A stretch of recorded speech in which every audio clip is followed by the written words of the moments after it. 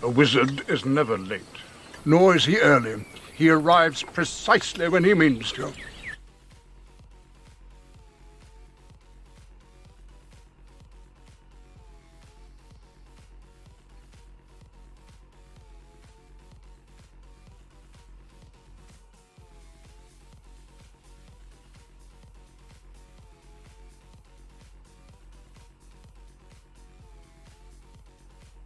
Thanks to all our active patrons who have contributed a lifetime of $100 or more to reach Garuk Dong level status. Here is the list of those special patrons in order of contributions. If you would like to support our show, check out the Commander Smiths at patreon.com.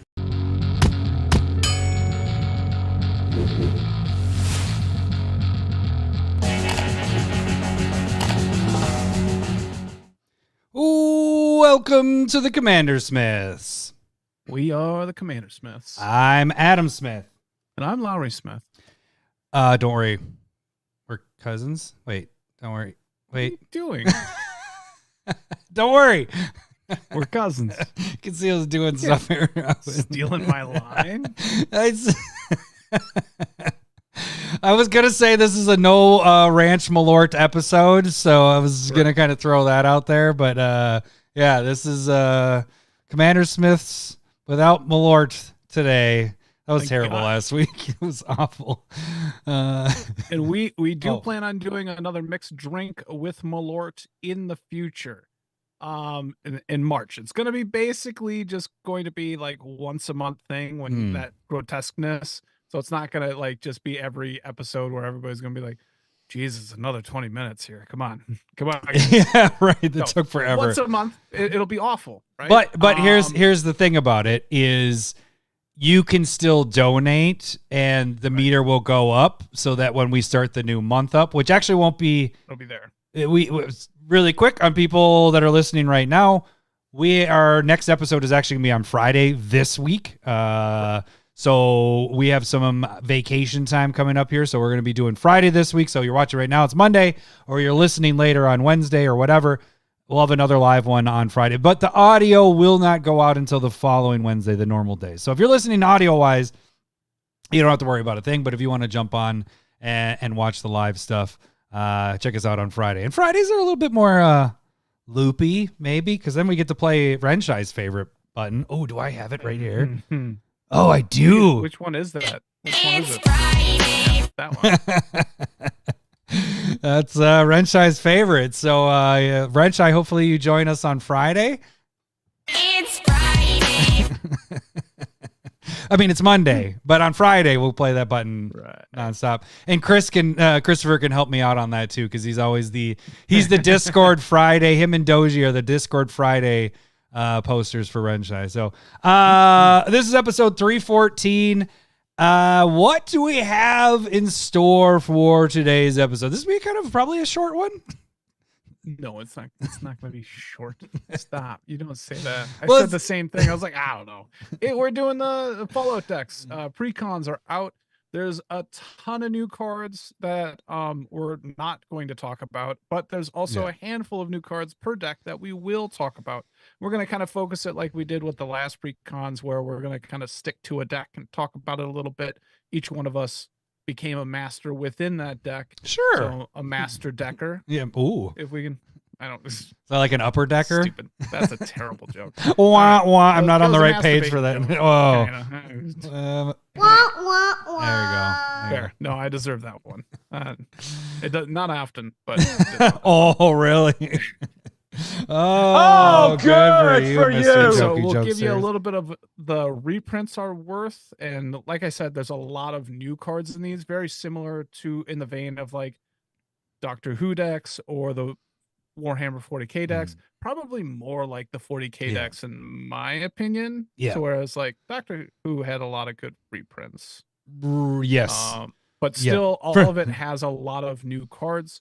And we will just kind of break down every deck and we'll do the thing that we kind of started just a little while ago is it worth it thing. It's time for Is it worth so it? we Let me will work it. I put my thing. determine if each of these decks are worth it. With the new cards, this is a little more difficult than the the regular precons you get with sets. In that, like you mentioned, it's a crap ton. I mean, there's 38 new cards, 41, 37, and 38 for all the decks. So that we have a crap ton of new cards to talk about. So it's kind of hard to do pricing on those, but we'll first focus, like you mentioned, the reprints, what that is, and that's going to be lackluster, at least for mine too. Like, I'm going to tell you, there isn't a lot there. Like you mentioned, the Doctor Who had a lot better. This is so much more exciting for me because of so many new cards, right? And that's what I prefer is new cards for sure. So. Yep. Okay, so that's actually pretty much it because we aren't doing. We always take a break between Stump the Smith Savant when Lowry gets stumped. And last week was this is longish. It'll go an hour and a half. We're good. Don't you worry. So we're gonna be like wrapping it up, and then you're gonna realize that we're not going long enough to your hour and a half. So then you'll pull your Lowryisms, and then we will go an hour and a half. I'm not drinking. Did you try that in the bedroom? Pull your Lowryisms and go an hour and a half. My Lowry. I can tell you through. Is that what you call your boys down there? Plenty of experience that does not work. Lowryisms is not a turn on. Can you pull my Lowryisms? Yeah. Even when you're like, I could go longer, let me do this, and they're like, no, you can end it. Bill from Woodbury is back from the land of Malort and Honey Baby. Oh yeah, baby. Oh, Honey Baby. How did you take any Malort? I heard stories. Did you get some fresh Malort from the tap. Yeah, I heard there was some stories of Malort being done at the Magic Fest thing in Chicago. So I'd be curious to hear if you partook in that, Bill. We didn't go because one, it's not in our city, so we're lazy and didn't drive there. But we also did some in real life games this weekend.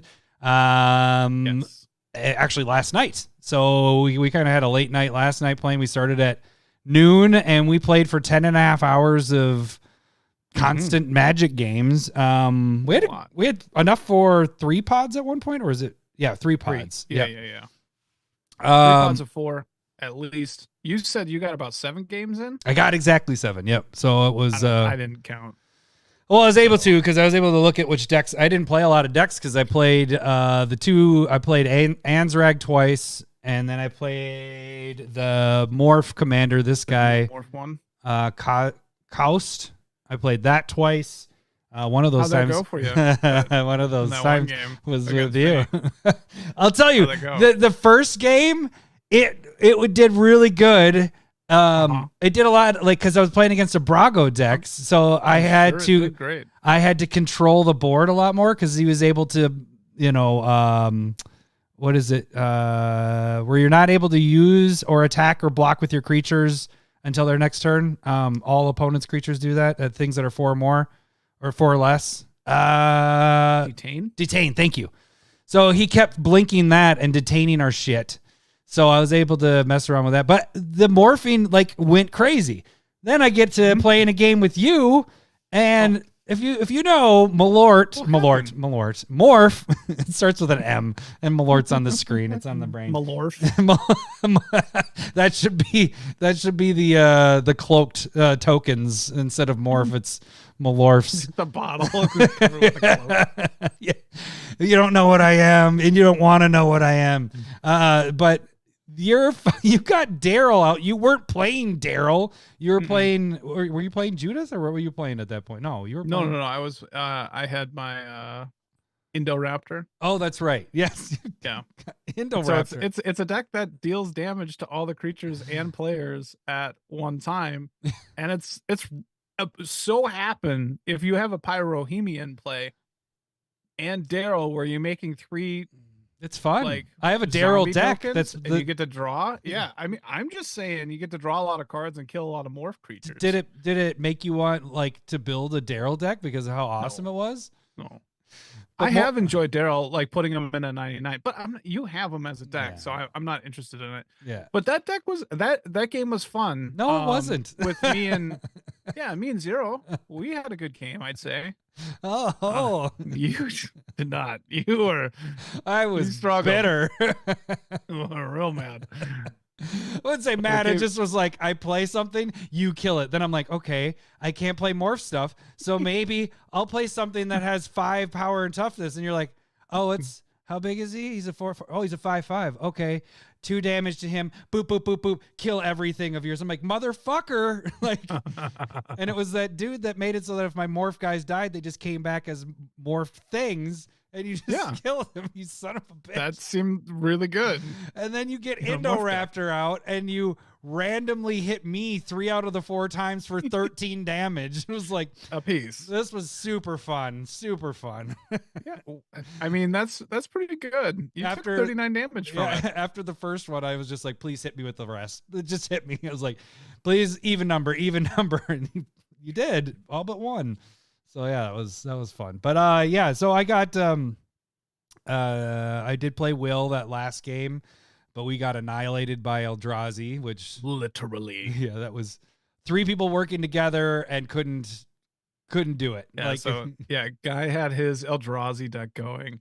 I do want to talk, and Russ was on the other side of that too. Oh, and so Russ, I want to give a shout out for the beer. I'm drinking your beer. Thank you very much. It is a New Glarus. Nice. You Wisconsinites would love this kind of stuff. Delicious. It is a nice, very nice sour. This is probably one of my favorite sours I've had in a long time. Yeah. So anyways, thank you. And so guy went infinite with Basalt Monolith with the Eldrazi thingy that adds a mana to colorless. But so he goes infinite and basically plays out a ton of shit. And I'm playing my token deck that changes tokens into whatever I kind of want, Essex. And I have Mystic Speculation that says the next time a creature comes into play, it comes into play as any creature. And so I do that, and then I do Rampage the Clans. And if you don't know what that is, it's not the best card. It was pretty funny. I like this. But it destroys all artifacts and enchantments, and everybody gets a 3/3 centaur for a creature, or for every permanent that's destroyed.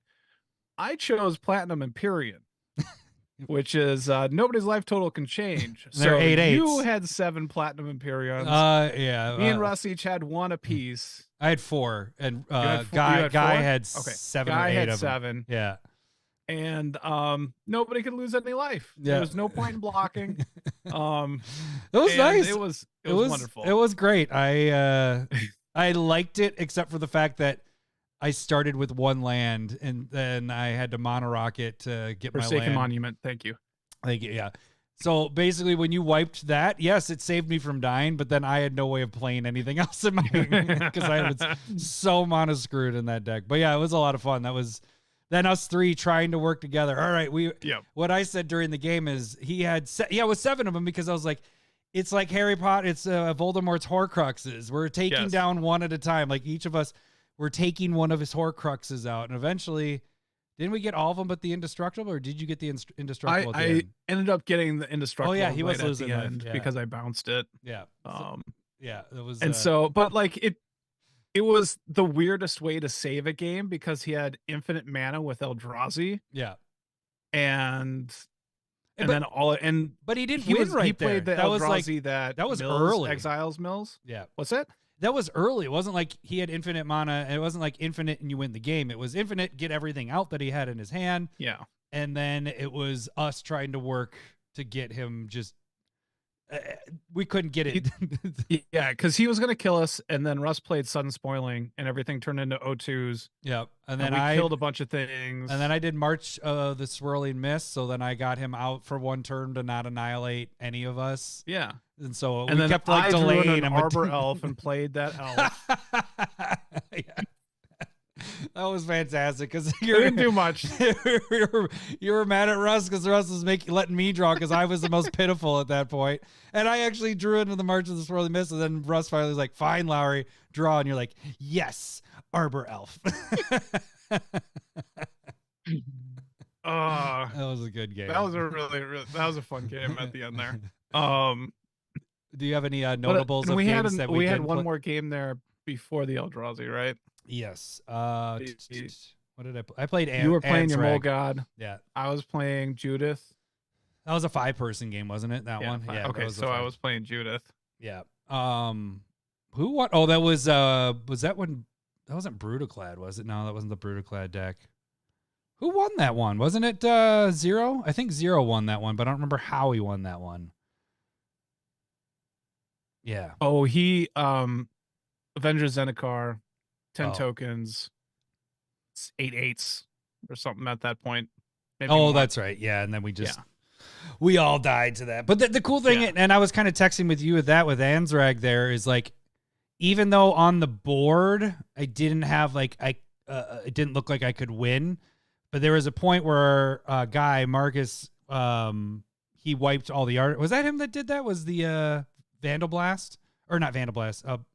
Yeah, he did Vandal Blast Blast, right Vandal at that Blast. point. And that basically stopped you in your tracks. Because otherwise I was going to kill 2 people on that next turn if he didn't do that. So in my hand, I knew I had my deck was doing. Yeah, get the fuck out with the Team Force. Dissecting Force while cool.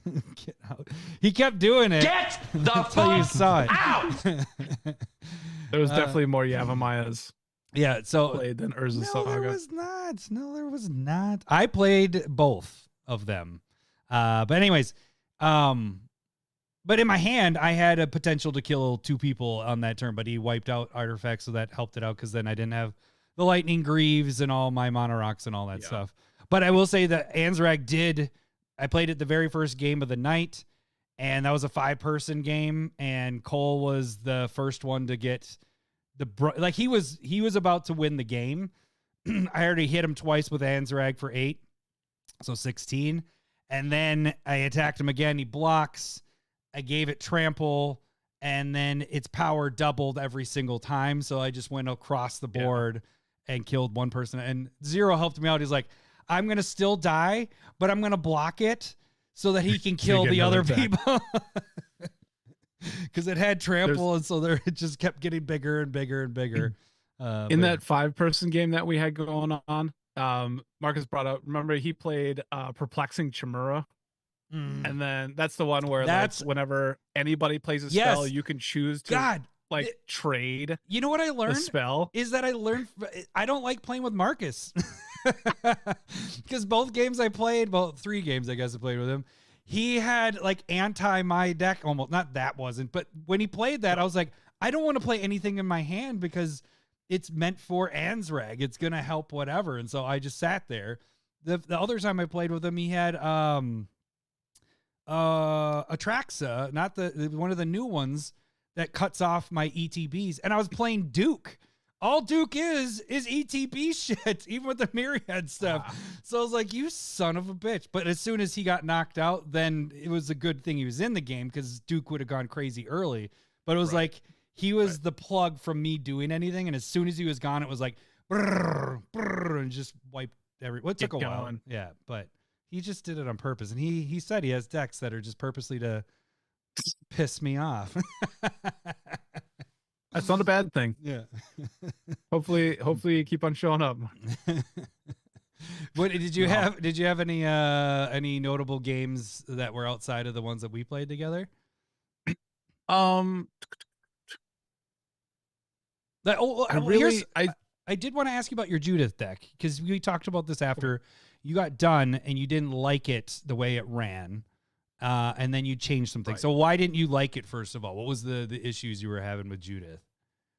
So Judith, we talked about it in our top 5. And one thing that I was really worried about was like spamming the 1 damage to each opponent's creatures and giving it death touch and lifelink and just gaining a bunch of life and pinging all the creatures, like one-sided board wipes.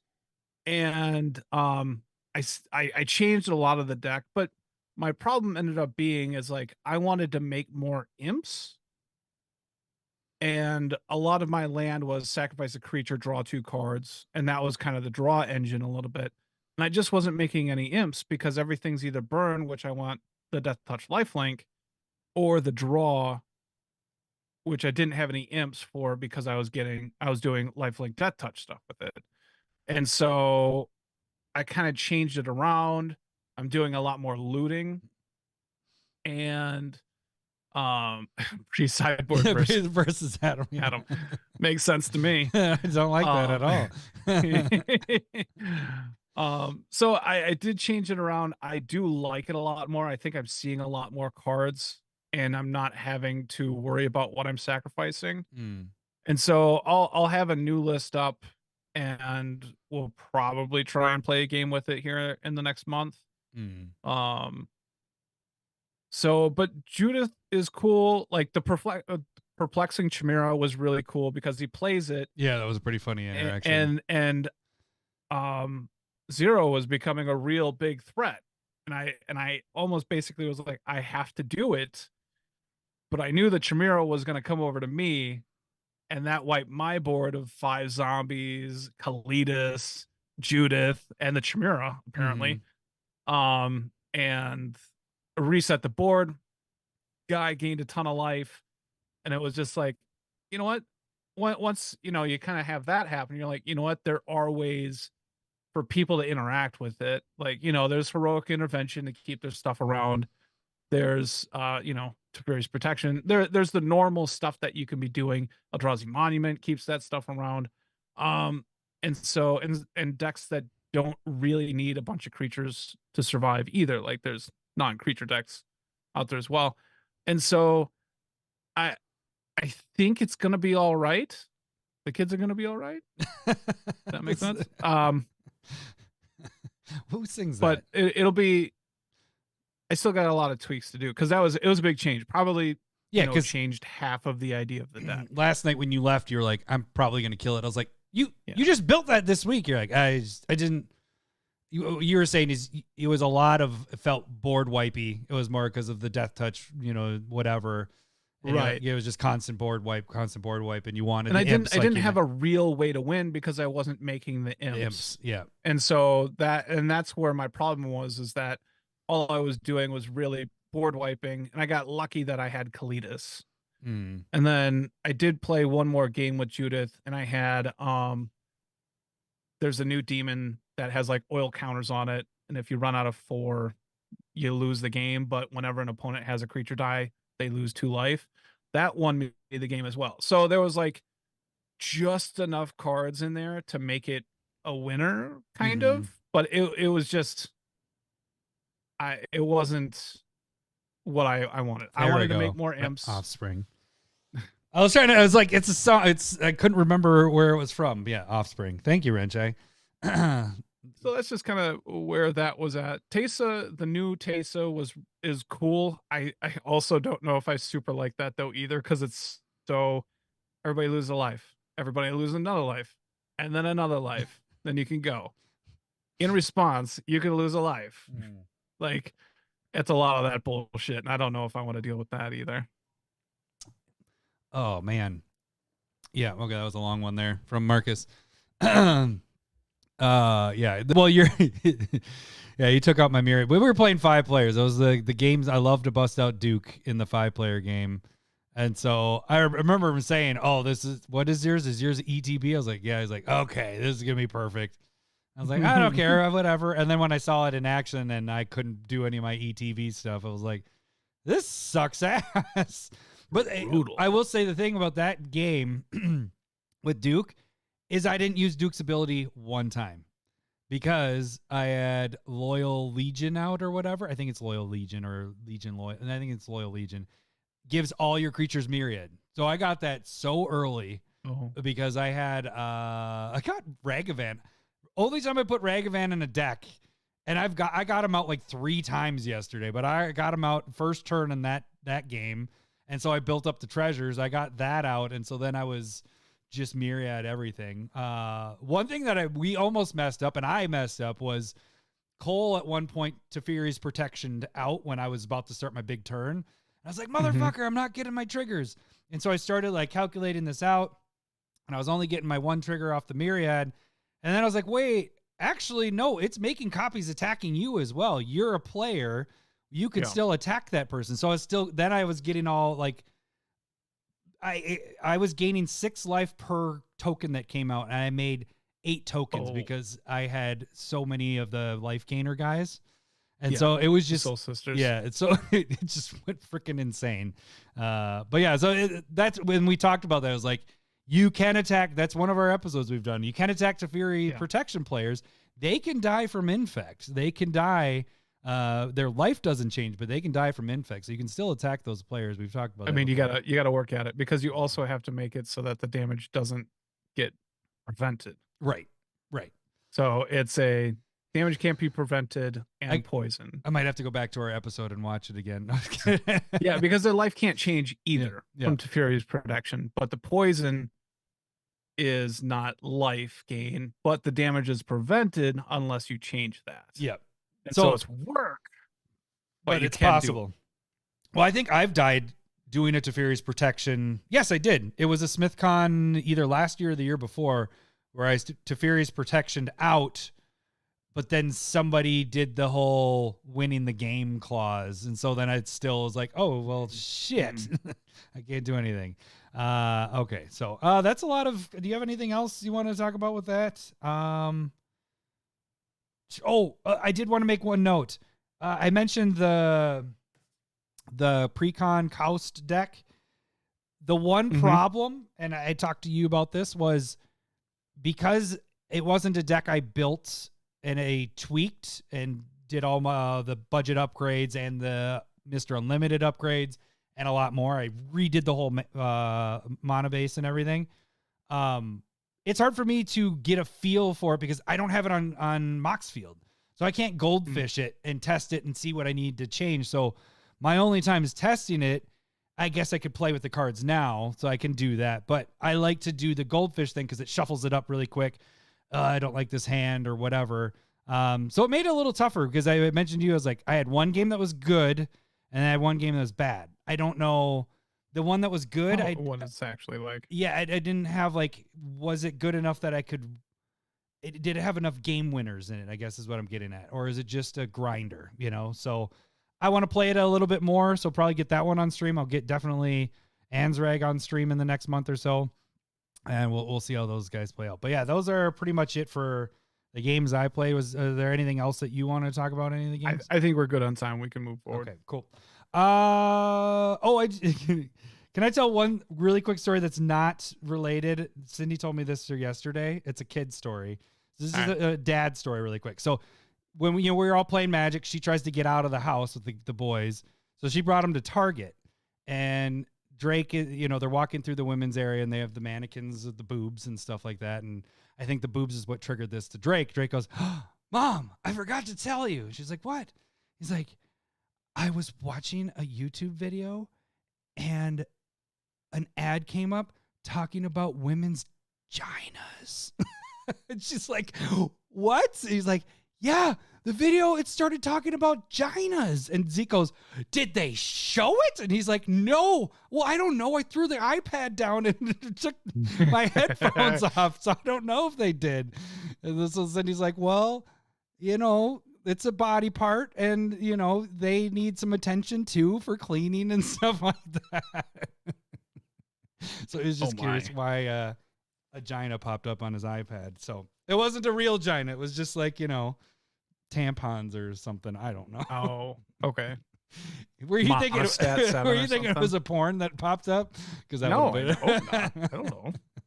God, what the heck? What is up with these Team Force Walk fools? Hashtag Team Force Walk. Get the fuck out! That's gonna be the.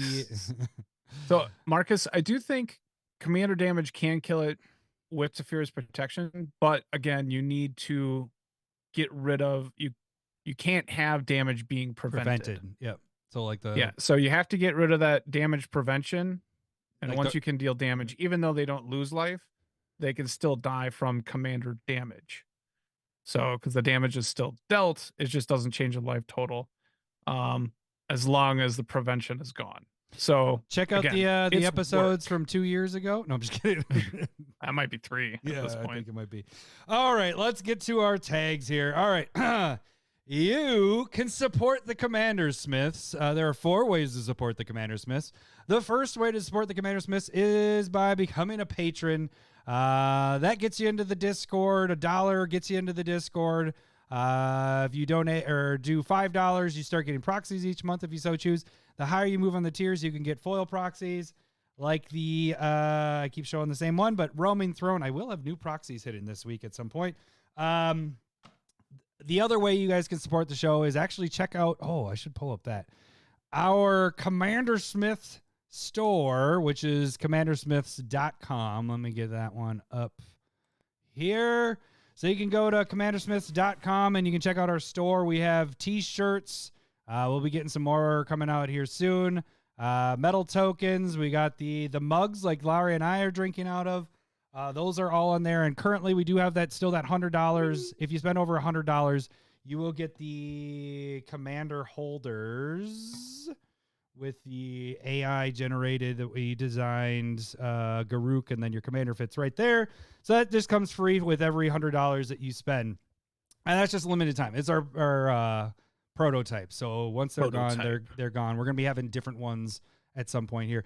We will be having some play mats. They're actually being designed right now. So we will be adding some stuff here, I think, pretty soon. Cool. More to come there. So that is you can get Smith swag, but it also supports us too. So that's another way you can support the podcast. The other way is you can check us out live like we are now, and you can donate and make us do the Malort drinks. Right now we are not doing it. We should take a bean at some point. Let's get the bean going. I won't do it while I'm talking. So my notes say that we owe Scott 3 beans. So each time we hit a $25 mark up until the 100, we will just do a regular Bean Boozled, which is kind of disgusting. We don't. The hot beans are really only for the non-podcast stuff because they're kind of brutal. All right, what do you got there? I either got toothpaste. No. Mine's gonna be either good or good. Toothpaste or blueberry. So flick the bean. That is a way you can. You support. look like a guy that would eat your toothpaste. Flick the bean. Toothpaste.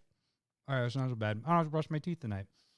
I don't know if that's good. Yes. So, guy, if you have a questing beast and you're attacking that gets rid of the protection, yes, that's kind of like the main example. Yep. Okay, so I'm very sure that all of these are just mixed at this point. Because they've been sitting. It's not awful, but it's never good. So that is another way you can support the show is by donating on live stuff. Once we hit that $100 mark, we are going to be coming up. We're going to have a vote here of which Malort we are going to be taking next. But we got another 2 weeks before that'll take place. If you want to see how bad the ranch one was, check out episode 313 because that was pretty brutal there. Another way to support the podcast is just watch us on the live stuff. Anytime we're live, if you watch us there, it gives us fractions of pennies. Fractions of pennies add up to actual pennies, and eventually pennies add up to something, 10 cents, to $1, whatever. But just watching it there. If you listen to the podcast just MP3, if you could watch it instead, that'd be great. That helps us out a little bit there. But we also have tons of videos that go on each week. Like curated MTG, you had curated. Did you have one? You had one this last week. Yeah, you did. Yeah. What was it? Do you remember? No. Let's see, curated. Did I write it? It was down? a good one though. It was a good one. Make sure. Swear to God. Did we talk about Bubble Matrix? Yeah, we talked about that one last week. Okay. That was a good one. That was and another one too. But make sure you check out the curated MTG. It is our shorts. They're only a minute long. The biggest thing there, including this right now. If you're watching right now, please give this video a like. That helps us out more than you know. Any of the shorts, it does the same thing. We also did the Sheldon Spellbook last week, so you can check that one out. The Secret Layer just dropped today. Fantastic drop. Fantastic cause. Fantastic everything about it. So make sure you check out that video because we kind of go over all the cards and tell you if it's worth it and all that. Of course, it's worth it, but we just go over the cards and kind of give you the prices of everything there. Shepherd of Rot was curated. What was it? And that's a Shepherd of Rot. Shepherd of Rot. That's It is a zombie that taps, and everybody loses life for the amount of zombies in play. And so it's a nice little thing that deals with mass damage. Everybody's losing life. Bill, Malort Concrete Mixer is a shot. We are only going to do drinks at this point. So replacing maybe he's suggesting that as a drink. That would be awful. That would probably be the worst. That'd be, Concrete Mixer is bad. This would be just completely mix terrible. it up, stick your fork in it, pull the whole thing out. I mean, that's pretty much That's pretty much what you did with your ranch. You just squirted ranch in there, and it was already curdled. That was disgusting. It was It was terrible. Also, you had a spotlight deck go on last week, and that was your Judith, right? You did Judith. It was last Judith. Week? Yeah. So don't watch it at this point. It's very different. It's very different. It's not even worth it unless you want to go see look at the new list. The build style of what you did. Like that's the cool thing about watching those videos. The spotlight stuff is how the cutting process. My process is very similar to the Philadelphia 76ers, where you just lose as much as possible for a decade or plus, and then you finally get one good player. And that's just a wah-wah. No, I'm gonna give you it. Come on. More Bloody Mary? I don't think I'd hate that. I would. I don't like Bloody Marys. That would be. I don't think I could finish a Bloody Mary. Oh my god. What are you? That's like my only. Like I don't have Bloody Marys. Like it's Cindy's What's thing. a sad Hatton? I mean, obviously a man. All these suggestions, we're gonna need these because we're gonna start putting it together. Go post them in the Discord. In the Discord or in the video. I guess you're doing it here, but sad Hatton. Yeah, write it down. Let's get it on the list. All right. I'll have the voting go. So yeah, we will have the voting for the next Malort, and you guys will be able to decide what we're gonna be taking. Lowry, this was a week of you actually, because then you also did a CK buy list right before we played yesterday. You opened up a CK buy list order, and how $200 worth? What was in the? I think it was only 100. It was really short. Okay. Like 6-7 minutes, under 100 cards. Some cards for Judith that arrived just a wee bit too late, and then some Ravnica remastered foils that I wanted. And definitely a couple of old bordered foil shocks that are gorgeous. Yeah. Oh, good. Oh, for good you. for you. I'm jealous. I want those really bad. Yeah, I'm working on it. I figure it's going to be a process. Yeah, you've gotten a few from your from doing that with card spheres. Yeah, I only have 4 left at this point. Yeah, you get another one. Oh, good for you. Sar says he hates ranch so much he would pay money to never have us do it again. I love ranch. If it was looks mayo, like we found the infinite money glitch. I guess. You better give us money or we're gonna take it. I promise. So yeah, that was a buy list. I will actually AJ's gonna meme that. He's gonna cut you up and put a little meme thing there. There's definitely gonna be a dick in my mouth. So you just gave him an assignment. I know. I actually will be doing a CK buy list tomorrow. I have about just over $200 worth. It's a lot of Lord of the Rings stuff that I'm missing, so it's not going to be anything crazy, but I'm trying to complete the whole set. So now with the holiday release ones, I got the ones that I didn't get in packs and all that stuff. So I got a bunch of that, and then a couple things for Anne's. Right? How did you not get things in? Oh, like all of the different versions. You have at least one of every card. Yep, but I want one of every version, all in foil. So it's seems very OCD, but but it's the only set I'm going to do it with. I love Lord of the Rings, and actually, can you see my tower back there? You can't really, but I made with my 3D printer right back there. The was it Barad-dûr, the eye. Oh, I'm pointing at the wrong spot. Oh, you can see it right poking out there. See my finger popping up? There it is. It holds a dice on top, so it looks like the eye is there. Eye of Sauron. So, it looks really good. Yeah. Ted, so is it a Sex on the Beach with Malort, or is it something called Fingered by Lake Michigan? I like. Are they the same thing? I like lingered by Lake Michigan. I know. That sounds a lot cuter. But Sex on the Beach. That's what it is. What would you rather have? All right, I gotta get through this. This is the longest time we've been at for tags. You're right. We're gonna go an hour and a half. You win, sir. Okay, so we did the store, we did the buy list, we did the videos, podcast on Friday. A reminder of that. So we'll be live again this Friday. All right, we are done with tags. Oh, let's get into polls really quick. It's poll time.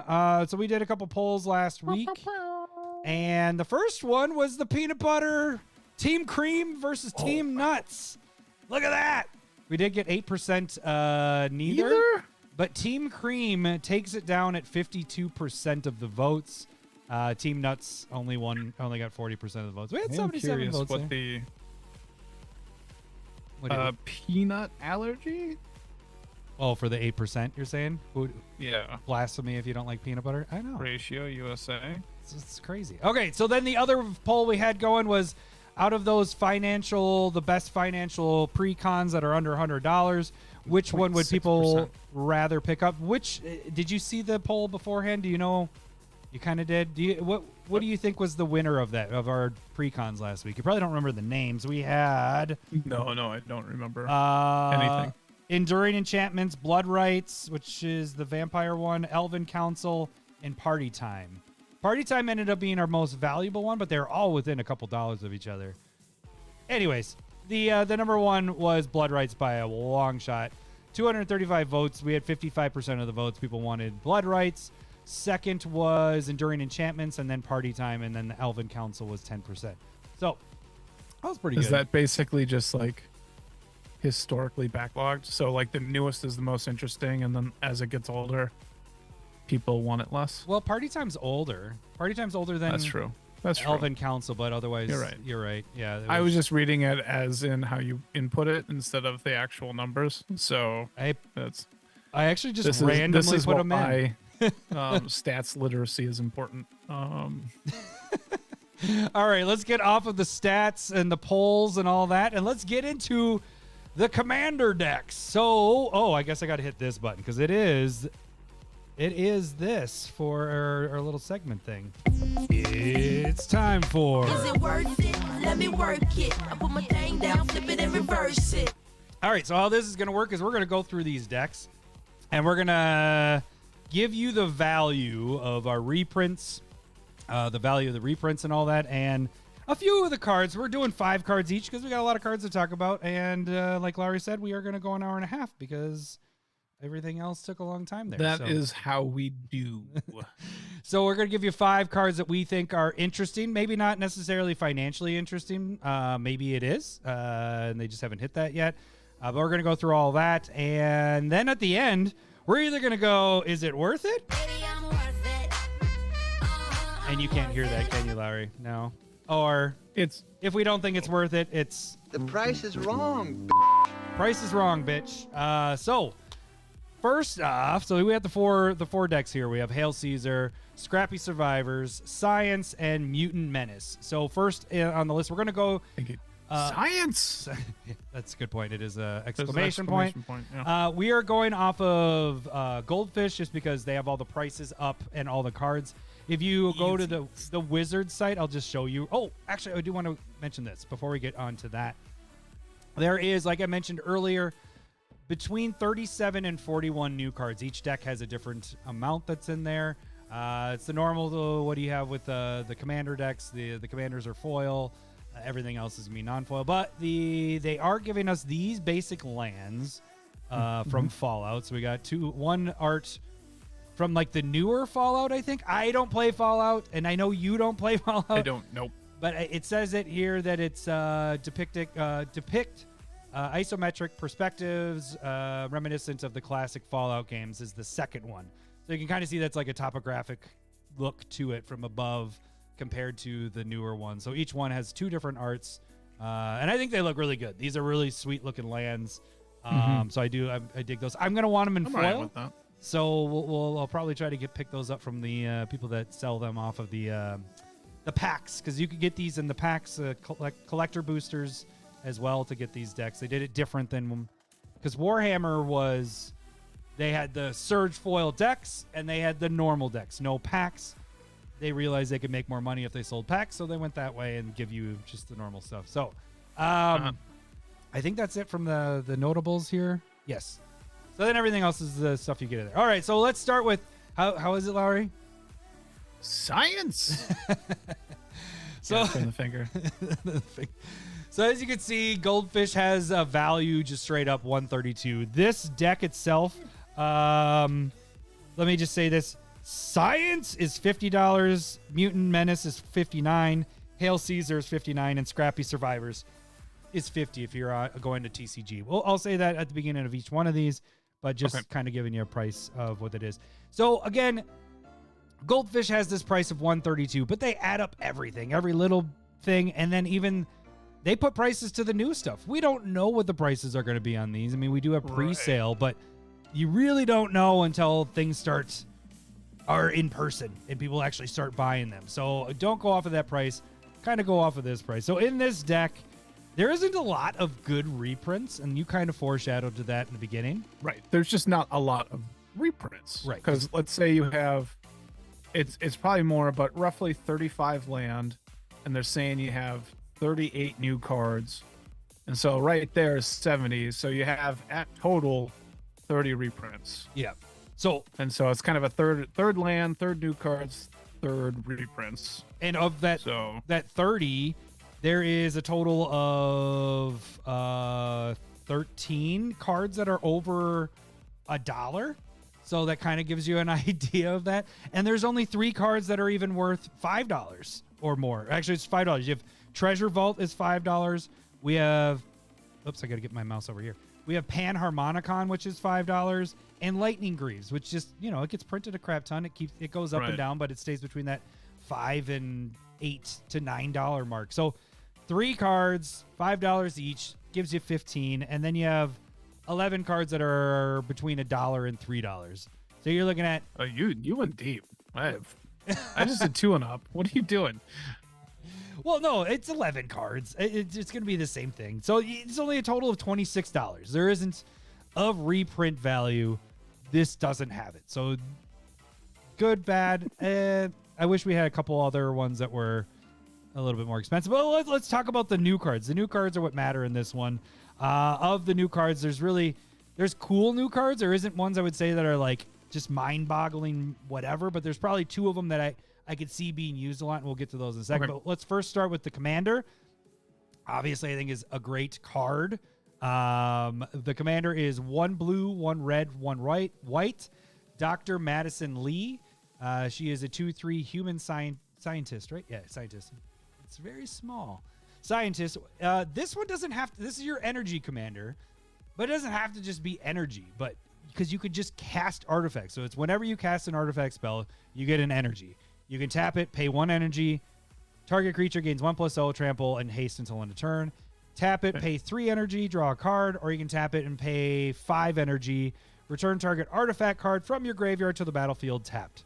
So I like that. Yeah, right now don't look at the price on the side. The $13. That's not what it's necessarily going to be at. Let's wait until this hits. But I think this is a cool commander. You can build not just an energy deck. You don't have to deal with energy. You can just be an artifact deck and utilize this as bonus. You get recursion built in on your commander. You have draw built on your commander, and then you can give your stuff haste and trample and 1+0. Well, and she just feeds into herself, which is the nice thing. Like you're saying, it doesn't have to be an energy deck. She does all the energy you need. Mm-hmm. And as long as you're an artifact deck, you got it. But if you also add in energy cards that red, white, blue were the main energy cards from Kaladesh block, like that's how you can do it either way.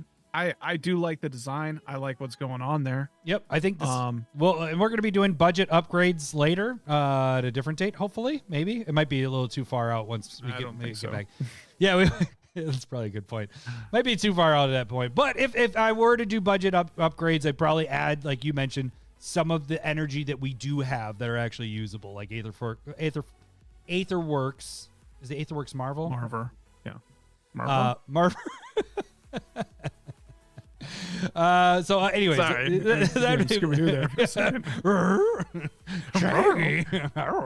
all right. So that would be my first one to talk about. The next one would be I do like this one. It is Curie Emergent. Yeah, it was like emergent intelligent. Intelligence. It's 1 white or 1 colorless, 1 blue for a 1/3. It's a robot. It's a legendary artifact creature. When it deals damage to a player, draw cards equal to its base power. You can tap 2, exile another non-token artifact creature you control. You can do it instant speed. You can do this at any point. It becomes a copy of that exiled creature, except it has, whenever this creature deals combat damage to a player, draw cards equal to its base power. So you could just You have your Blightsteel Colossus. I'm going extreme there, but Blightsteel Colossus. Now you have a Blightsteel Colossus that you draw cards off when it deals damage. It won't have that the one. You won't be able to do it more than once because it changes just into a that singular change. Yep. So you change but that it. stays permanent Yeah. as well. So you pop it. You just basically upgrade a creature. In an early game, you can just be attacking with this and drawing a card off of it. Now, when it says base, what it means is like if you give it 2+0, you won't be able to draw off of that. It's what its base is, right? Yes. Yep. Okay. I was making sure. But it also means like oftentimes there's like, you draw as many cards as you've dealt damage with it, or just like you get to draw a card if you deal damage. And so this is, if this one as a 1/3, you get to draw one, but if it's a Blightsteel or whatever, you get to do 12. Yeah. So Yeah, because it's base power. well, no, it'd be no. The base would be 11/11. Is it 11/11? Yeah. But the other thing is, I mean, poison's damage, right? Yeah. I don't know. Yes, it is. It's damage. It just says it deals damage in poison instead, is what it says. It's like a you're right. replacement Okay. effect or Right. whatever.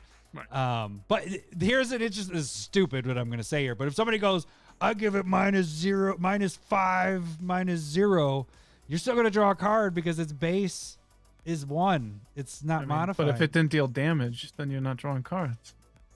Oh, but to the Blightsteel version of it? Sure. That's what I All right. meant. I'm trying to make it work for you. All right, let's move on. We don't need to talk about this one that long. No, I do like that. I like clone effects for Yeah. sure. And that's kind of what this is. I like it because it is an instant speed thing. Because a lot of times you'll see things and it'll be like, do this at sorcery speed. This one is what if that creature's dying anyways? You could use this as like, well, I tap 2. Now that's dead. It's gonna die, so we're gonna put it into this one, or vice versa, or whatever. So, not thinking this one's gonna be really expensive, but I just think it's a cool card. And the next one is and then I get out of the creatures, and I That's quick. yeah. This one's kind of fun. I don't think it's also either really that good. It's 79 cents, but expert level safe. It's 2 colorless. When it enters the battlefield, exile the top 2 cards of your library face down, so no one can see it, not even you. Then you tap 1. You and target opponent each secretly choose 1, 2, or 3. Then the chosen numbers are shown. If they match, you get those 2 cards and put all the cards into your hand. If they don't match, you exile the top card of your library face down. So here's what I was thinking. I was like, oh, it's kind of fun. You're at least maybe getting 2 cards. You might get more. Maybe you never hit it. But if you use politics with it, if it's late game and somebody's the problem, you can choose somebody. Like if we were in that last game, we would not choose Guy. I'd be like, hey, Lowry. Well, actually, I wouldn't trust you. I would have gone to Russ because I would see you changing it just to be a dick. But I'd be like, hey, Russ, I don't know what cards are there, but this is our best chance. Pick 3. And then if we both pick 3, then I get to draw the cards, and then see if we have an answer there. So I don't think this one's going to be really expensive, but I think it's kind of a fun card. Even if you don't have politics, you have a 33.333% chance of selecting the same thing. Is that how that would work? Yeah. No, that math. I don't think that math checks. Well, it's 1 in 3. You got a 1 in 3 chance. That's I don't 33. think you do, though. Yeah, because you got to have the same number. Get what I'm saying? But there's not 3 options of Yeah, there is 1, 2, or 3. They have to, configuration. yeah, there You could both could be 1. yes. You both could be 2. You both could be 3. But if I'm and picking then you could be a 1. They could be a 2 or a 3. right, Then you could be a 2. They right, could be a 1 or a 3. but if I pick one number, that means there's only 3 numbers it could be. So there's a 33.3% chance that's not math then. That's exactly how it is. It doesn't matter where my number is. Whatever number I chose, I have a 1 in 3 chance it's of picking based off the same. of the combinations that are possible, not on. Yeah, but I get what you're saying, combinations, but I'm just saying like it's a 1 in, it's 33. We got Chad even agreeing. I'm picking a number. It doesn't matter if I chose 1, 2, or 3. There's a 33.33% chance they're choosing the same number I just chose. It doesn't matter if I chose 1 and 1. It's 33.333. It is. I promise. See, everybody's saying, well, I guess it's Oat is saying the same thing, but it's what it is. I was just telling you. Now we're getting a discussion with that. All right, so I stopped. You just keep going. I'm just trying to make it so you understand it, but No, I understand that you're wrong. do you know how many years of math I took? You son of a bitch. We got to repeat classes. Let's not tell that part, but Do you know how long it took me to become a gym teacher? yeah, you're saying if it was random, it would be lower. Okay, so then the next one would be this one. Where is it? Nuka-Cola. Where are you? There he is. Nuka-Cola vending machine. 3 colorless for an artifact. You can tap one, tap it, create a food token. Yeah, it's food. Food. But let's make use of food. Whenever you always pick the food cards. because whenever it makes food good. Whenever you sacrifice a food, create a tap treasure token. I just remember spending like 45 minutes on why food was bad. Lord when of the it first Rings. came out. Lord of the Rings made food decent because they I'm had pretty sure you picked the. All right. what? I get it. You've always liked food. Food And is delicious. oftentimes when people speak out against something that they say they dislike, they really do like it. It's called you're like in the closet foodie. That's But this makes food actually decent. You get a food token. It's gonna go on all those food decks. But the cool thing is like you get a bonus from your food, sacking food, gaining life. You get a treasure token out of it. So I think this one's a pretty sweet card as well. that's a good transition. Yeah. For sure. And then the last one. This one is actually where I think is probably going to be worth a little bit. It is over encumbered. You got it, but you still get Can't even read. Is that even a word? Over encumbered. over encumbered. is over encumbered. Okay. Yeah. No. It's one white, one colorless. Enchant opponent. When it enters this is the only part I don't like, but I get it. But when it enters the battlefield, the enchanted opponent creates a clue, a food, and a junk token. Junk tokens, what they are is you tap and sacrifice, exile the top card of your library, and you can play it until the end of your turn. But at the beginning of combat, on enchanted opponents, on their turn, that player may pay 1 for each artifact they control. If they don't, creatures can't attack this combat. So this is an interesting one where if somebody's playing a lot of treasures, or they just played their Dockside Extortionist, or they just have a lot of Mana Rocks, this really hinders them from being able to attack at all. You're not going to get rid. Yeah. The only problem is you are giving them 3 things.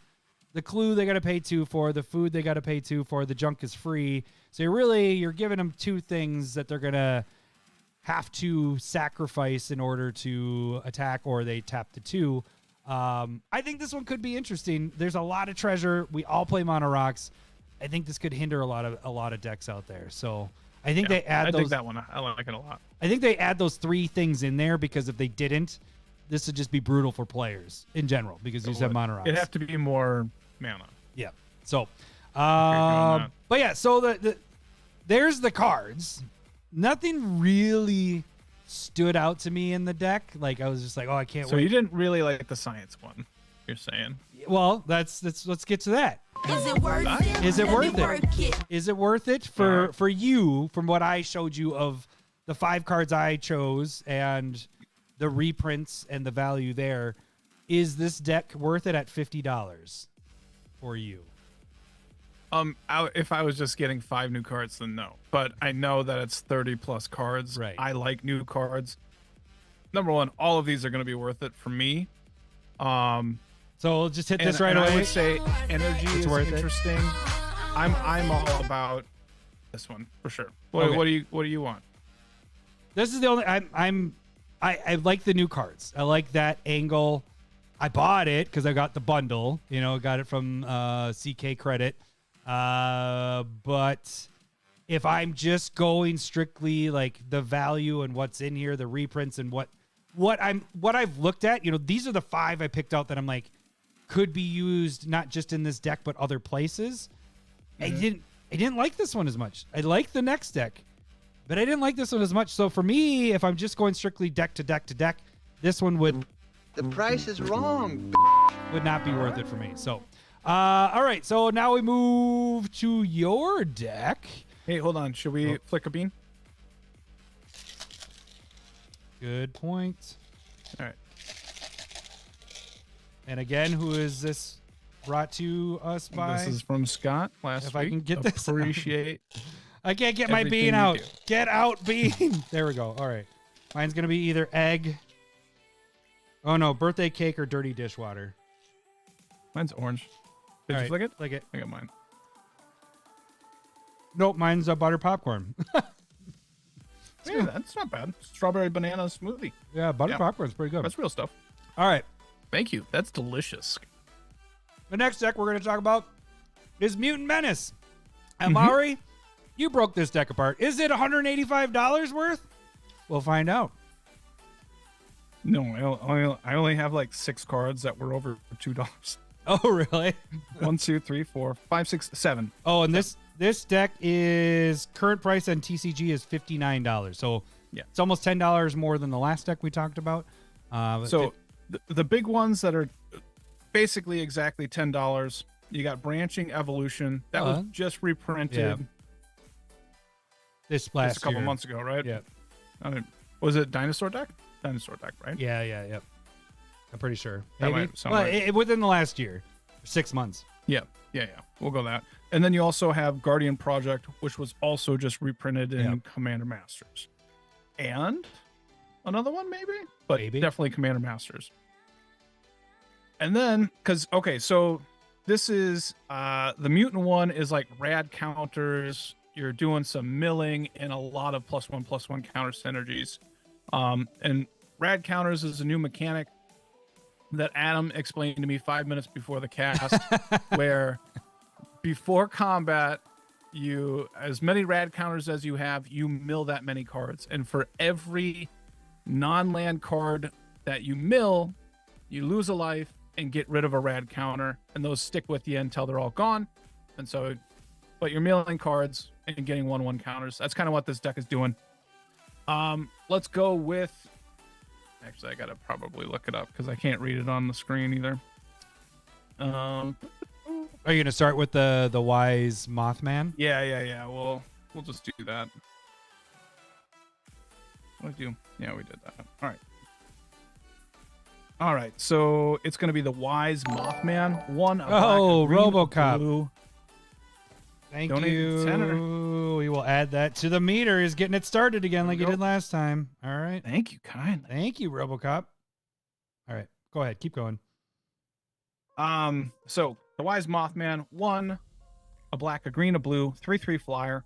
When it ETBs or attacks, each player gets 1 rad counter.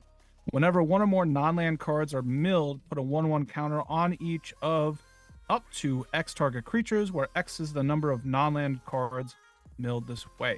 And so, like I said, rad counters, you're milling, you're putting 1/1 counters on it. And I kind of like what's going on here. Mill is gonna make Nick real mad, for no reason, because I don't think you're really going to mill anybody out with this deck unless you add in some extra mill pieces for sure. But that could also be why Mesmeric Orb was kind of sold out on Card Kingdom a couple weeks ago. So they're looking for more mill. And Well, proliferation would work with this too. Then adding the counters and all that. yeah. And there's a handful of proliferation cards in here this? as Okay, well. cool. So that's going on as well. So next card that we I'm just fucking bopping around, aren't I? Okay.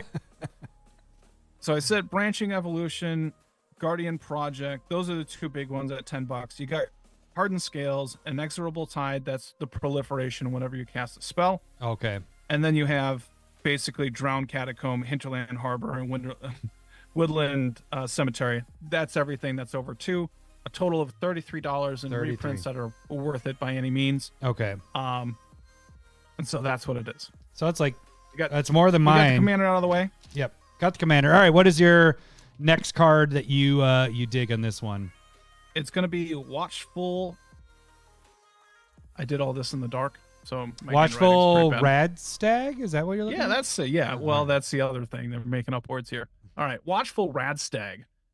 It's fucking stupid, but it's 2 and a green, 2/2. It's an elk mutant. It has evolved, and then whenever Watchful Radstag evolves, create a token that's a copy of it. Okay. And so that this is a 2/2. It evolves, goes to a 3/3. You make a 2/2. Then they would both evolve, and then it'd be 4/4, 3/3, 2/2. And it just as soon as you got goes a creature wide and yep. tall as Yeah. you're going. But also if the top one's going to evolve, then all of them are going to evolve. And But it's you just may gonna get out you of may hand. get some mid-range evolving, which make littler ones, but doesn't Right. hit the top ones. Yeah, that's kind of a This feels very like Scoot Swarmish, where like it just gets out of hand because you're making copies of itself. I think Making this is probably a little bit more reserved because evolving is different than putting a 1/1 counter on it.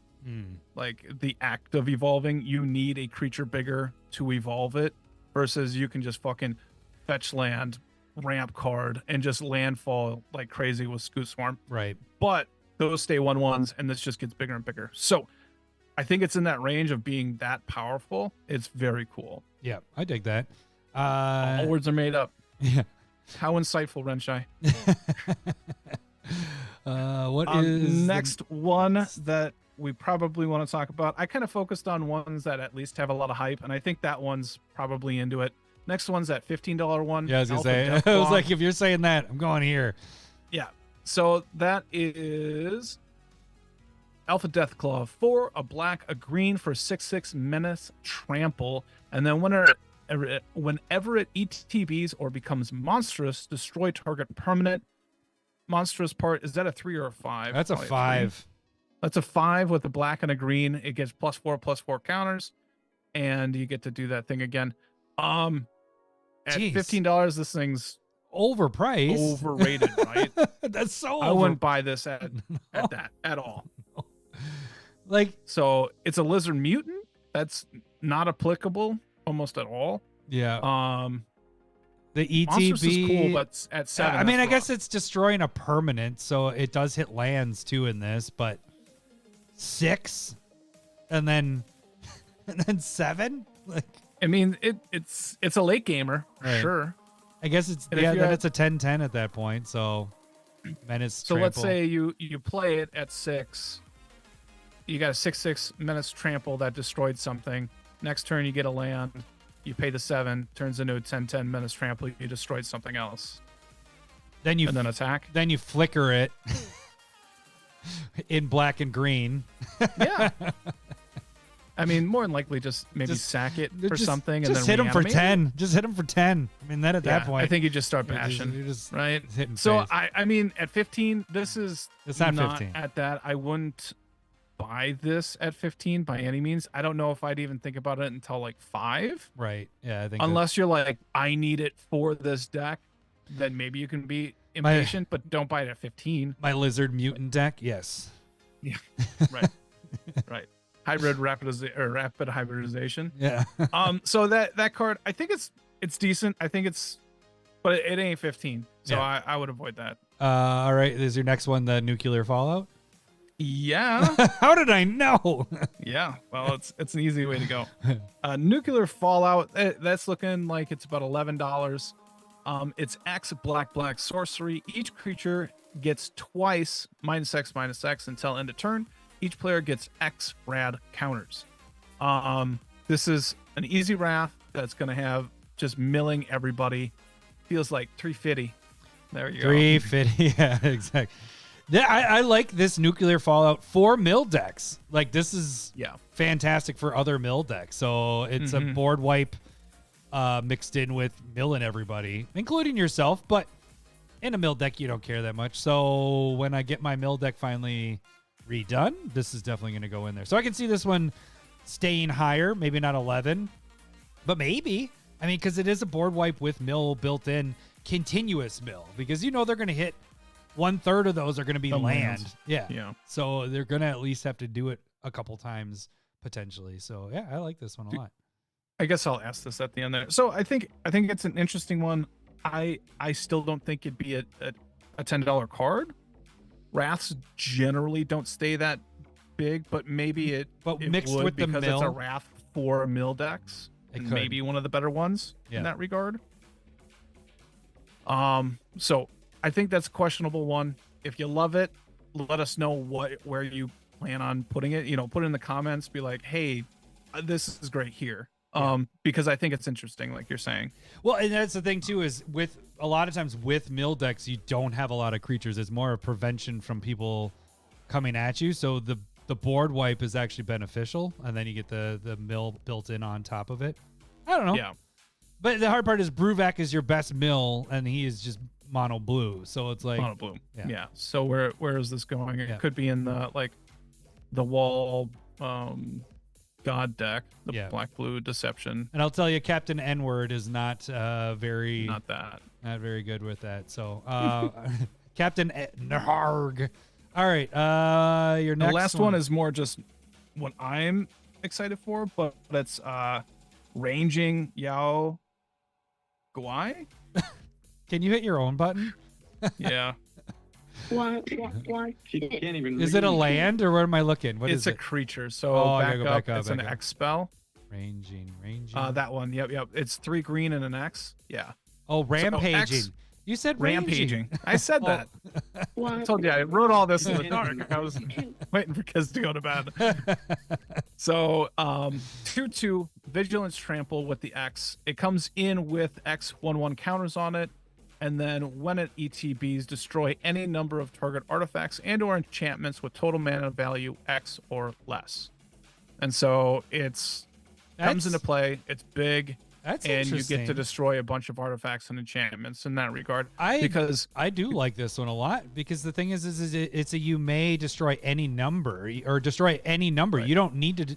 It's not hitting yours. You hit everybody else's Right. stuff. I guess like that. guess how much treasure clue and food zero. tokens are. A zero. So you get to destroy all of those tokens plus whatever else you do. So just for 3 green mana, you get a 2/2 Vigilance Trample that destroys all token artifacts. Not a bad deal if Yeah. you got to get going on that early.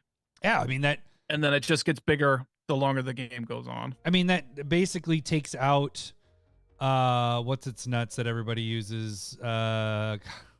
The ETB elf that comes in and destroy target artifact. It's 1 green, 2 colorless. Same CMC. Everybody uses it. You know what I'm talking about. Don't read the I comments. wasn't paying attention. Yeah, you're I reading might the know comments. what you're talking about, but I wasn't paying attention. It's the most common. It's probably one of the most popular green cards. It comes in and elvish, just something. Just not disclaimer. Reclamation Sage. Did I get Yeah, it? There we go. That's one. I worked it. That's the one that ETBs. Without your help, you're reading comments. I could tell. I It was was. like you would normally help me out a lot quicker, and you just had a shit grin on your face, you bastard. All right. I have no interest in letting you hang on that one. Sorry. Okay, so I guess I have to do this part, huh? Is it worth it? Let me work it. Is it worth it? From how much you said it was $33 for the reprints, and then I liked Right. this last one, your rampaging Yao Guai dude a lot. Yeah. I Yep. liked the mill one. So there's more cards I would probably use in this deck than the first deck that I did, the science. So Science. I think just in that I would use more of these. For me, I think it would be Baby, I'm worth it. worth it I'm worth for me Okay. because I would use a little bit more of these cards than the other deck. But for you, And to add a little bit more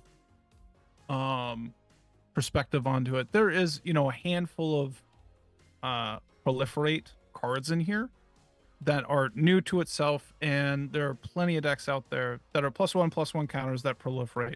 Poison counter or poison decks proliferate. so there's a lot more potential Planeswalker with the decks. other stuff is what you're saying too. Yeah. So like an energy deck is just kind of doing energy things, and it's if that's what you want to do, great. Mm. Then go get the science one. But with this, it hits a lot of You different can things. put it You're into different potentially decks. adding mill decks. There's proliferate that hits a lot of stuff. People like mutants.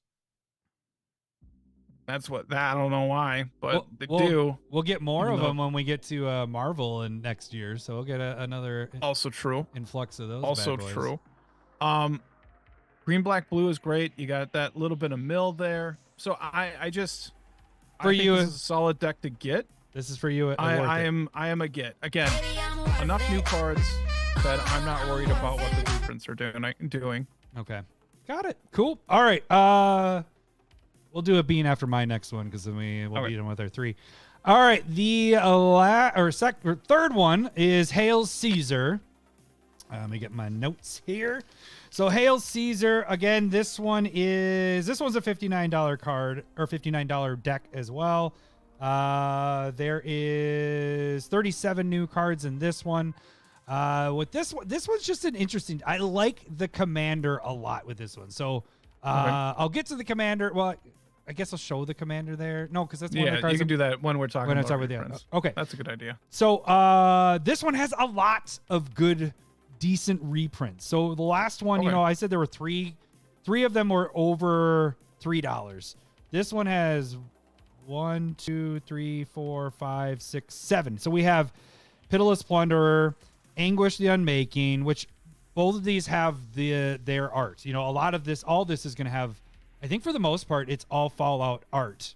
So Right. I think the whole thing is Fallout Whole art. thing. I don't think there's anything. Ruinous Ultimatum, Skull Clamp being printed for like the 4th time in the last year, it feels like. Yeah. Talisman of Indulgence is a $3 card. Black Market. I think that'll drop after this one. Yeah, in my opinion. Black but- Market is printed for the second. We just talked about this in the other Commander deck, so again, we're getting a reprint here. And then Tainted Peak is one of those the lands that if you have a swamp, then it can be red or Yeah, black that'll or whatever. probably drop under Yeah, too. so that was 3. So the most expensive is the Ultimatum. Skull Clamp at 8, and Ultimatum's at 6, and then Plunderer is at 5.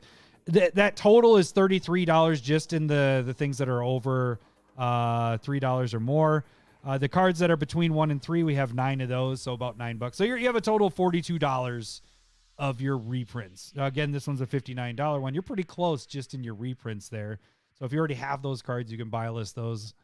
Yeah, Black Market, not Black Market Connections. Not the Yes, Connections yeah, one. not the Connections. I don't think I said Connections, but yes, it's not Connections. It's Black Market. I wish it was Black Market Connections, but okay. So $42 of your reprints, pretty good there. The thing about this deck is I liked a lot of the commanders. Whereas if you looked at when I did the science one, I think I only picked one of them was a legendary creature. I'm pretty sure.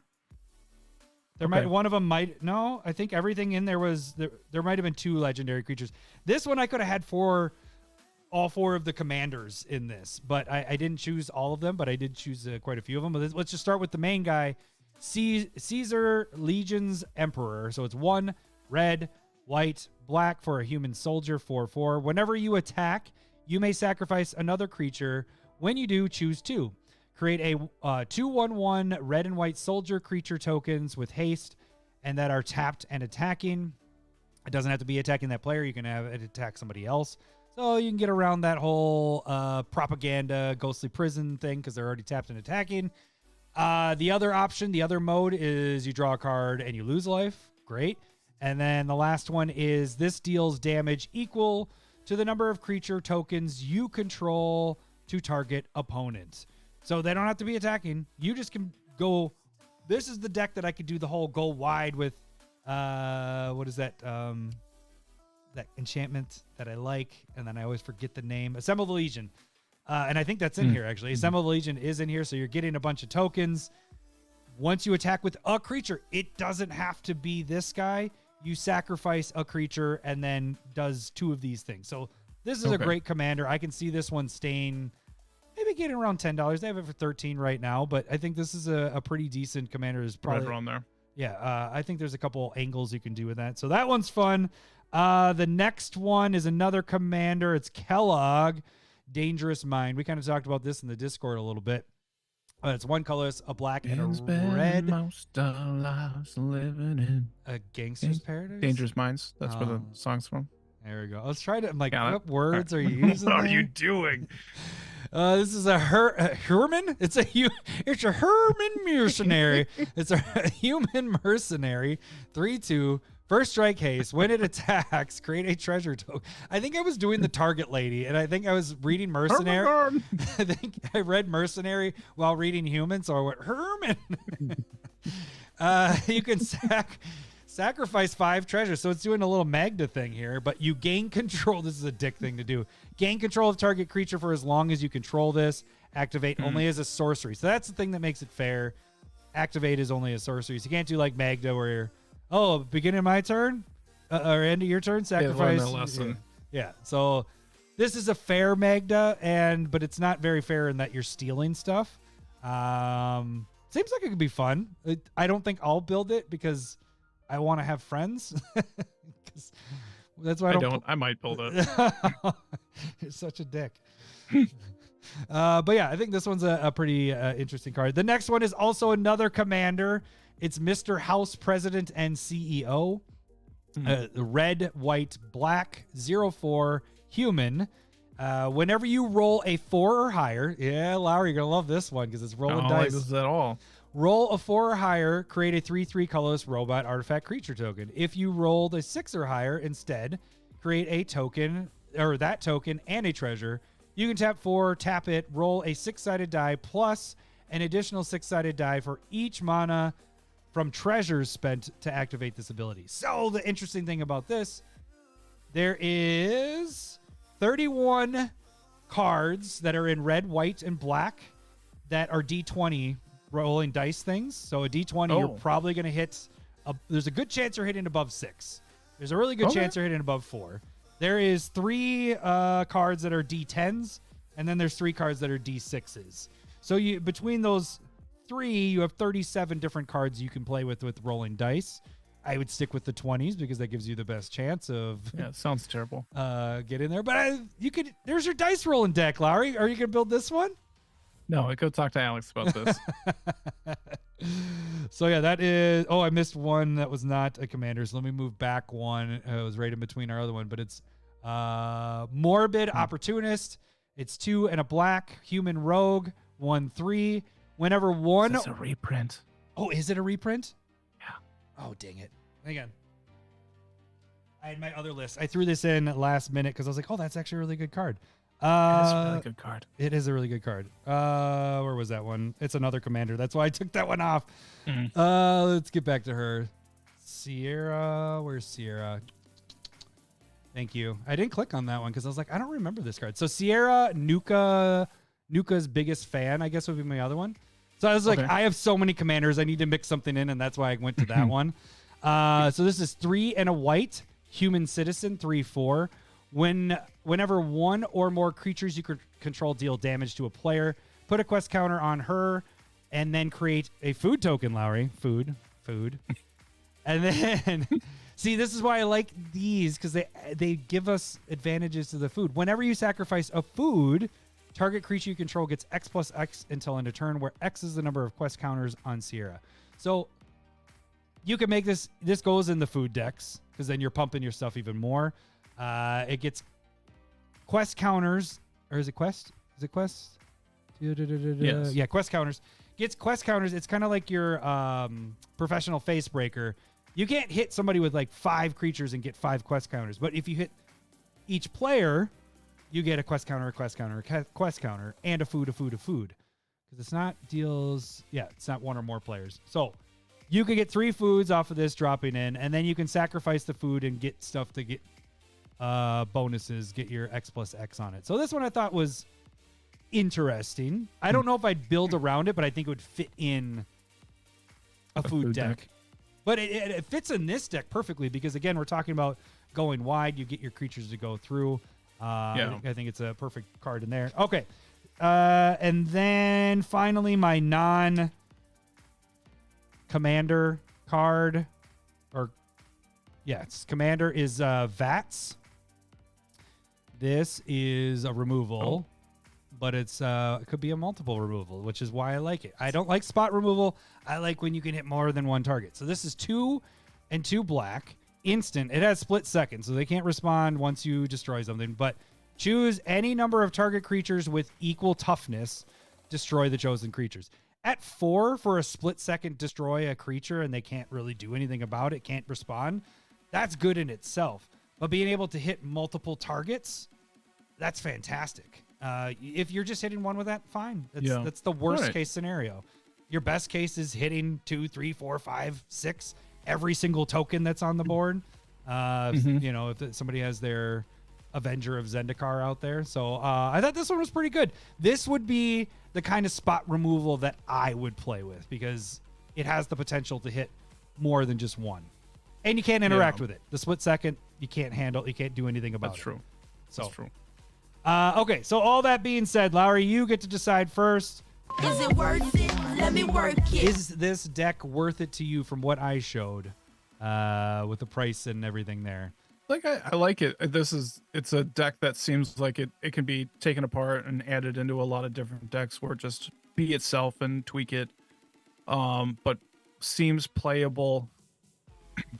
It seems within Magic. It seems like it, you know, I just repeat myself now. I like it. I like the new, and again, I like the new cards.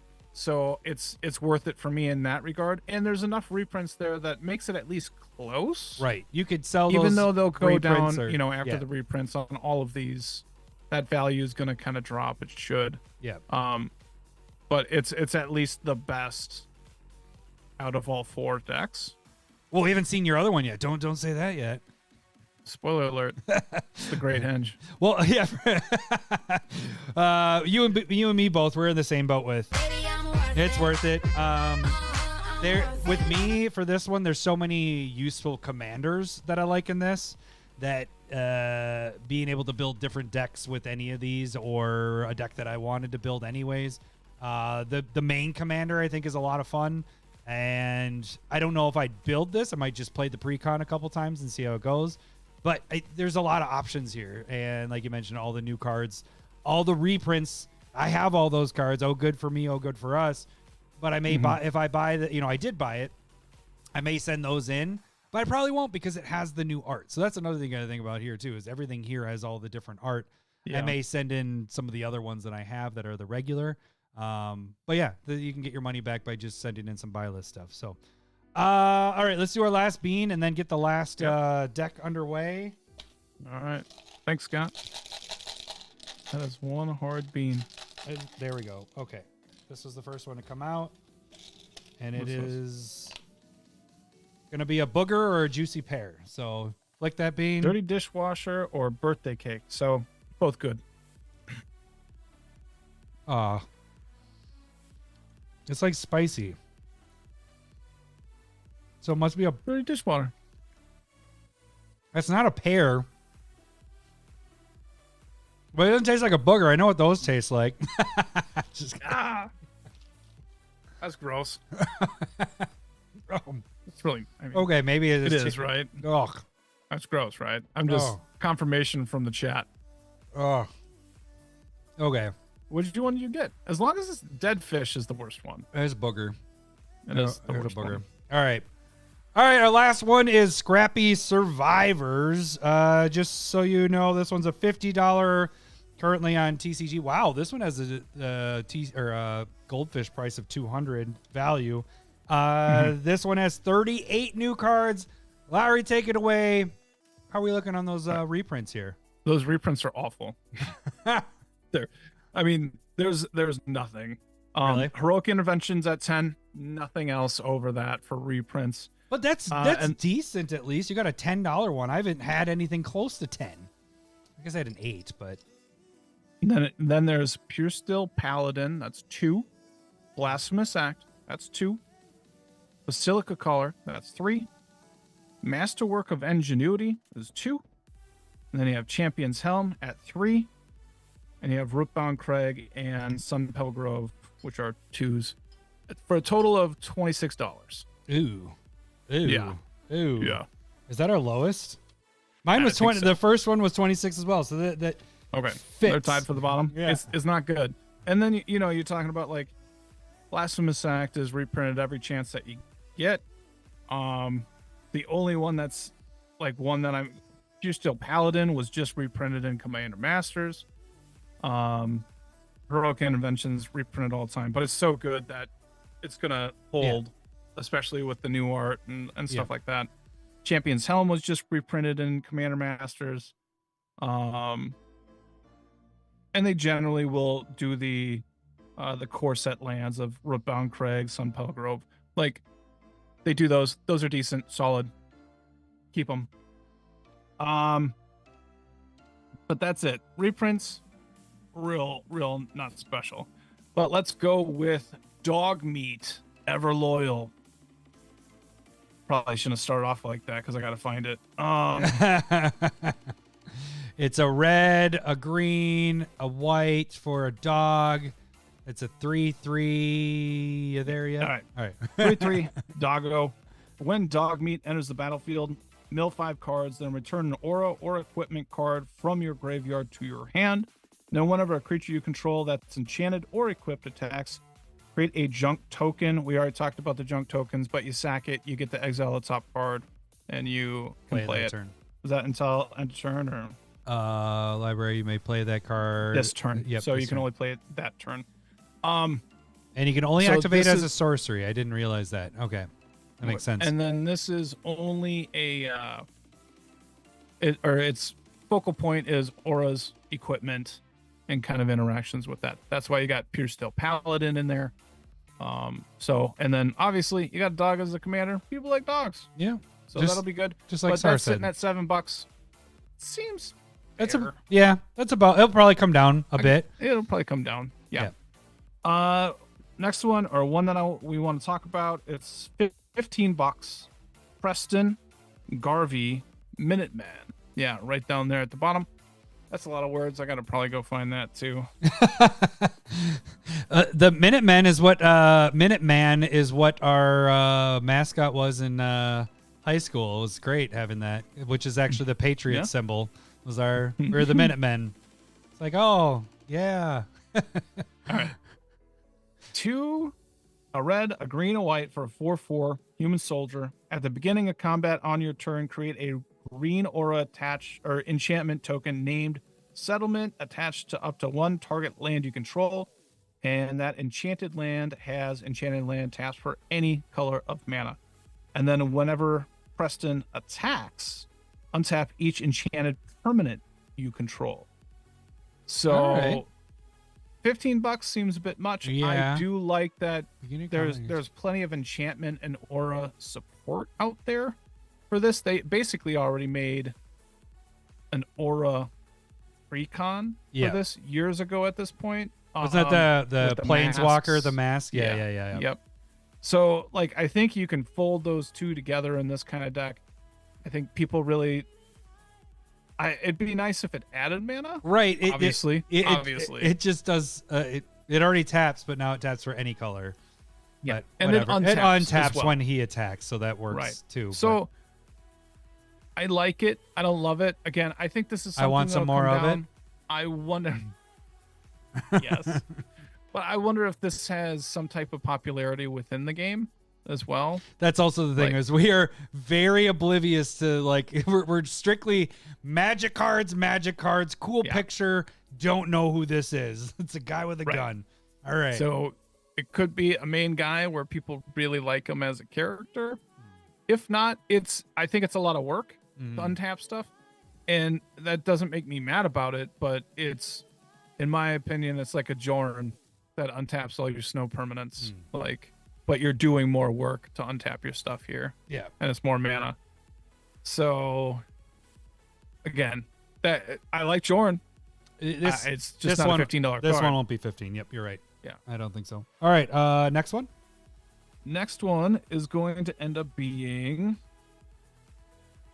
Inventory Management, another $15 one. I like it. Red and a white instant, and has split second as well. And then for each aura and equipment you control, you may attach it to a creature you control. Oh, I like this one a lot. This might be one of my favorite cards that is in all of these decks because like that split second thing and being able to just basically go, oh, you're killing this that isn't protected by anything. Oh, I'm moving my Greaves, my this, and everything over to that one creature. Right. Or even don't even have any of the equipment attached, and you attack and they don't block, and now you attach all the equipment at splits. I like this. Yeah. Yeah, this one definitely seems cool. I think the price is probably At $15. It's gonna I come always hate down. to say that it's gonna be 15. Yeah, But I think it's gonna come. down. I think it'll come. It'll go up over time as this sits out. But right away, it's gonna come down. But this is a good card for, especially equipment's a big thing, you know, and it's hitting the colors that you need. Right? I mean, Yeah. red is white is your equipment color, but red is also what, the secondary equipment. I'm trying to think if it is. Yeah. But and I think your second example is probably what's going to hit it on the head. Is like you just have a bunch of equipment and auras sitting around, and one of your creatures is getting through, and you're like, get it all on that creature and do huge amounts of damage. Yeah. So, and they can't do anything about that. So I like the card, like you're saying. Do I love it? I mean, it's definitely an aura / equipment deck card. Mm-hmm. I think you can use it in that regard, but if you have enough equipment that are doing like protection stuff, like you're saying, Greaves Boots, Avacyn's Mask, something like that, and you're able to shift it over to protect the card, I don't think that's a bad deal either. Yeah. I like this one. So probably one of my Boros is your okay. Yeah, Boros. Yeah. This is probably my favorite one of the ones that we've seen so far. So okay. And then that was number 3. Not going. Let's go Pip Boy 3000, which is equipment artifact, and it's about $6. Yeah, I just like this one. 1 mana to come down, and whenever the creature or equip is that 2? 3. Yeah, no, it's 2. Yeah, it's 2. It's really cheap and efficient. That's it. So whenever an equipped creature attacks, you get to choose one. You either get to draw a card and discard a card, or put a 1/1 counter on it, or untap up to 2 target lands. And so I like that utility that's there. The attack trigger is really nice and Ishin, obviously, and Wolfgar. But just being able to choose, like, am I going to ramp a little bit? Am I going to see more cards, or do I need this creature to get a little bit bigger? And it's really cheap to come out. You can Urza's what's that bad land that you guys I was like? just about to say it too. Urza Saga. Well, should I get your little thing here, Lowry? Get the fuck out. that was probably said more than the normal get the fuck out commander last night. It's your version of get the fuck And out. so I like it. Again, it's $7 on here on Goldfish. I don't know if it's going to be that. Well, I You know mean, what I mean? it's a mode. It doesn't cost a lot to equip, Right. and it's doing a lot of stuff. Like, it doesn't have to deal damage. Come on, microphone, stay where you're at. I'll just talk down here like this. So it doesn't have to deal damage. It's on attack. I like it. I think this one's good, and it gets got by Urza Saga. So just A++ right there. Urza's for life. Hell, wait, dang it! Get the fuck out. I almost said it's Friday. I got one more button. There we go. Get the fuck out. Oh, it's my favorite button. All right. And then we got one more for you. Or is that 5? Was that maybe 5? 1, 2, 3, 4. Yeah, I guess so. Actually, there's 2 that I would like to talk about real quick, because it's next one's $12 at Idolized. It's Aura down in the enchantment. Down. I went in order for you. So Idolized. Thank you. This is 1 and a white Aura enchant creature, and then the creature has, whenever this creature attacks, it gets +X until end of turn, where X is the number of non-land permanents you control. And so it's essentially exalted, but it doesn't have to attack alone. And that's 2 mana, and that creature is going to get big Holy crap! Yeah, it is. real fast. Yeah. And it's cheap. And I think that's the huge thing. Like, 2 mana in your creature, if all you have is your creature And the this, aura, it's it gets 2/2. +2/+2. Yeah. And it's just And anything then- else, it's so much bigger. Yeah. How many rocks do you got? Right. How many Creatures, how many? Yeah. enchantments? Like, it's going to get big real quick. Yeah, I like that. That it's mighty huge And then- there. The last one, actually, this might be one of my favorite ones, but Strong Back. It's another aura down at $9 right there. Yeah. 2 and a green aura. Equip abilities you activate, that target enchanted creature costs 3 less to activate. That's pretty nice. Aura spells you cast, that target enchanted creature costs 3 less to cast. And enchanted creature gets +2/+2 for each aura and equipment attached to it. So that goes in with like the, what is it, Ancestral's Mask or whatever that gets the 2/2 for each aura and enchantment and stuff like. Oh man, so this just is reducing those costs. Yeah, you're able to just attach it easier. You get this out first, and then you're like boop boop, put everything else on. You that's got a really creature with hexproof, and it's gonna get huge. Yeah, this one's fantastic. I like this one a lot. Yeah. So like at $10, this is easily, in my mind, it is in between $5 and $10. Oh yeah, for sure. Yeah. In that regard. Yep. Okay. So So that's it. all right. Is it worth Is it worth Let it? me work it. This one's actually probably my favorite deck of all of them. Like it has so. I guess I have because I have my, but Akiri is not an equipment deck. But I'd like so many of these are like I want to put in Akiri just because they're good. Like this is fantastic. So for me, there's so many usable cards in this. Even though this only it's one of the cheaper decks. Didn't have a lot of good reprint. I would say it has the best reprint of the cards we've talked about with the Heroic Intervention. That card gets used in every single green deck I have. For me, this is totally worth it. Baby, I'm worth it. This one's probably the most worth it for me out of all the decks that we've seen because I'll use a lot of these in other decks and stuff. But And for brevity, I would say it's definitely worth it as well, just because auras, equipments, they can be used anywhere, but also just in their respective decks. And there's a lot of new good cards that like you see it and you're like, oh, that's very playable. That it doesn't have to be like, how many hoops am I jumping through? Is this good? What deck do I need to put this in? Because Strong Back's going to go in a lot of decks that are just Voltroning with auras or equipment. Like, that's a good card. yeah, for sure. And there are a lot of really good new cards in here. So I agree. Totally worth it. Yep. All right. So you did the thing. All right. That's worth it. So you were 4 for 4 for worth it. I was 3 for 4, but I still got the first one. Yeah. All right. You were right, Lowry. We went over an hour and a half. You were correct. I was wrong. You were right. But yeah, that is it. If there are other cards you thought that we should have talked about, you think that maybe were worth it in any of these decks we talked about, please let us know in the comments. Again, reminder, we have a live podcast. Our podcast won't be next Monday. It is going to be this Friday, which is March 1st. Which is about to be 70 degrees in Minnesota, which is insane for March 1st. But anyways, that should do it for this week. We will catch you guys next week. Thanks for listening. See ya. Bye. Suck up.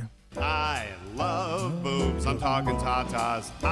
Oh crap! Thanks, Rainshine. Thanks, Robocop. Thanks, Sarge.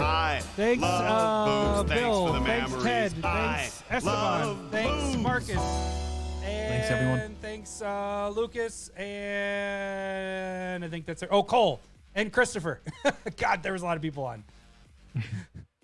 That was a lot.